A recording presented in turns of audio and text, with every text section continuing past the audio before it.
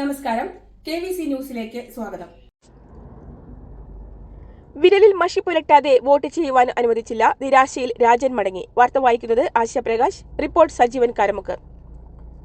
വിരലിൽ മഷി പുരട്ടാതെ വോട്ട് ചെയ്യുവാൻ അനുവദിക്കാത്തതിനെ തുടർന്ന് രാജൻ ഇത്തവണ വോട്ട് ചെയ്യാനാകാതെ നിരാശയോടെ മടങ്ങി.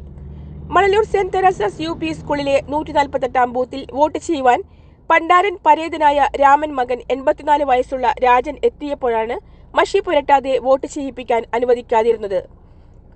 2016 നിയമസഭാ തെരഞ്ഞെടുപ്പിൽ മഷിയിട്ട് വോട്ട് ചെയ്തതിന് പിന്നാലെ ഒരാഴ്ച കഴിഞ്ഞ് ചൂണ്ടുവിരലിൽ ചൊറിച്ചിലോട് ചൊറിച്ചിൽ അനുഭവപ്പെട്ടതിനെ തുടർന്ന് ജില്ലാ ആശുപത്രിയിലെ ഡോക്ടറുടെ സേവനം തേടി. വോട്ടിങ്ങിനിടെ ഉപയോഗിച്ച മഷിയാണ് അലർജിക്ക് കാരണമെന്നും ഡോക്ടർ വിധിയെഴുതി.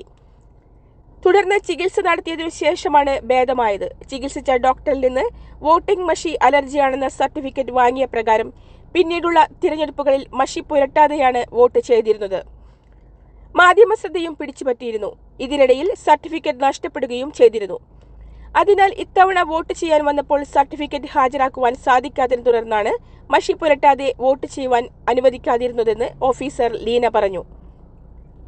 21 വയസ്സ് മുതൽ വോട്ട് ചെയ്യുവാൻ തുടങ്ങിയതാണ് എന്നും ഇതുവരെ വോട്ട് നഷ്ടപ്പെടുത്തിയിട്ടില്ലെന്നും വീണ്ടും മഷി പുരട്ടി വോട്ട് ചെയ്താൽ അലർജി വന്നാൽ ഉണ്ടാകുന്ന ബുദ്ധിമുട്ടിനെ ഭയന്നാണ് വോട്ട് ചെയ്യാനാകാതെ മടങ്ങുന്നത് എന്നും രാജനും പറഞ്ഞു. KVC news. ഞാൻ സ്കൂളിൽ വോട്ട് ചെയ്യാൻ പറഞ്ഞു. ഇവിടെ വന്ന് ആധാർ കാർഡും തിരിച്ചറി കാർഡൊക്കെ കാണിച്ച് പേരൊക്കെ വിളിച്ച് കഴിഞ്ഞപ്പോൾ മഷി പരച്ചെന്ന് പറഞ്ഞു.